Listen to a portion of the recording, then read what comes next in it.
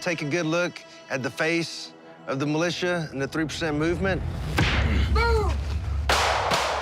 These are patriots that are not going to have their rights infringed upon, and our way of life will be preserved and maintained. So help us God. Guns up!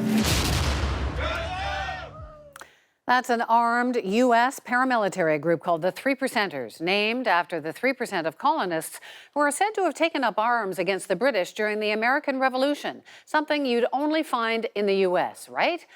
Not exactly. An investigation done by The Weekly can reveal that the 3%ers have come to Canada, starting in Alberta with 150 to 200 members, increasing their numbers in Ontario and Quebec, and now claiming members in every province. The Canadian 3%ers say they are a patriot group whose members include current and ex-military, police, and first responders.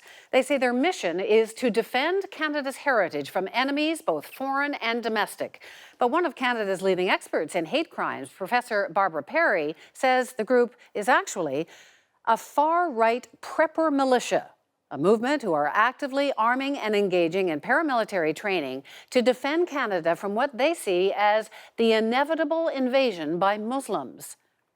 Our investigation also found that the 3%ers have close ties to other anti-Islam groups. World Coalition Against Islam! World Coalition Against Islam! The 3%ers were not just attending this anti-Muslim rally in Calgary last summer, they were acting as a security detail, dressed in paramilitary gear and carrying shock canes designed to stun cattle. They've been seen at other anti-Islam rallies in Toronto, Hamilton, and London. So they believe that there is an Islamization of Canada, creeping Sharia law into Canada, and they believe that in stockpiling weapons, in doing these demonstration stuff, they are prepared to be the front line pushing against that force, that imaginary threat. Openly carrying guns would be illegal under Canadian law, but group members brag about being armed and dangerous. In fact, some chapters require gun permits for membership. The Weekly has obtained screen grabs of the group's private Facebook posts, which include photos of a large arsenal of weapons and members engaging in tactical training. The group's online posts are strongly opposed to open borders and Justin Trudeau's decision to bring Syrian refugees into Canada. And a warning to viewers, this content could be disturbing.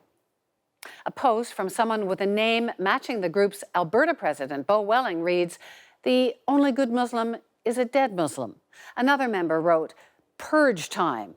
And another responded, "Muslims won't look that happy in this country as soon as we get rid of their leader, Jihad Justin." When we contacted Welling via Facebook, he told us he didn't write that post, saying his account was hacked. He says that his group is not anti-Islam, so to say. It's the extremism we dislike. My next guest is a former skinhead who founded the first organization in Quebec to bring right-wing extremists together. It was called the Fédération des Québécois de Souche, or Old Stock Quebecers. But now he works with the Centre for the Prevention of Radicalization, leading to violence. And joining me now from Quebec City is Maxime Fiset. So, Maxime, you have been aware of, you've been following the 3%ers since they first came to Canada 3 or 4 years ago. You've called them the most dangerous group in the country. Why? Okay, I'm saying that they are the most dangerous, but I don't think that Canadians should be afraid right now. It's still a very fringe movement of a couple hundred individuals countrywide.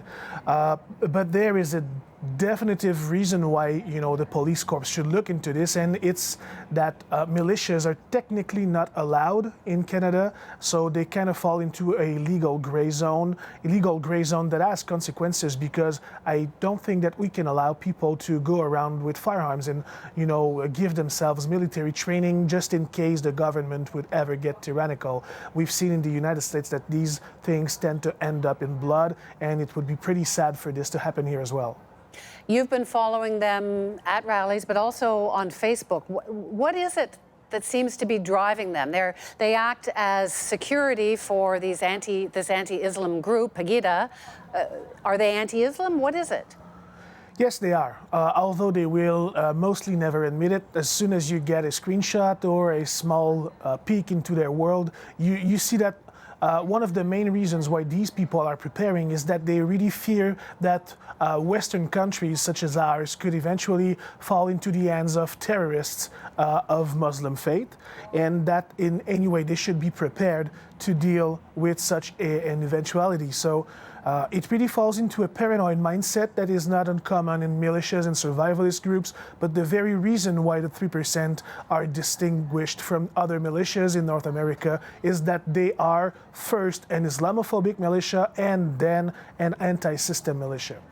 And they seem to be particularly agitated by Prime Minister Trudeau and immigration policies and open borders and so on. These militias seem to be very afraid of the Liberal government for ideological reasons. It comes to no surprise to say that they tend to be more on the conservative side, the extreme conservative side, of course. But the very reason that they're so scared is that Trudeau has a much more liberal policy on immigration, and they see this as some kind of Trojan horse that jihadis could be using to strike here in Canada. So it's really just a feeling of fear that the actual government is moving closer and closer to what they perceive as some kind of anti-Western dystopia, and this is something that they really fear. So then are you afraid that if the authorities do move, that then they will look more tyrannical? Well, to this it's group? it's a high probability that if the authorities move against one of these 3% groups, they will feel legitimized by this act. On the other hand, if the authorities do nothing, they are allowing a situation to endure. Maxime, thank you very much for talking to me today. No problem.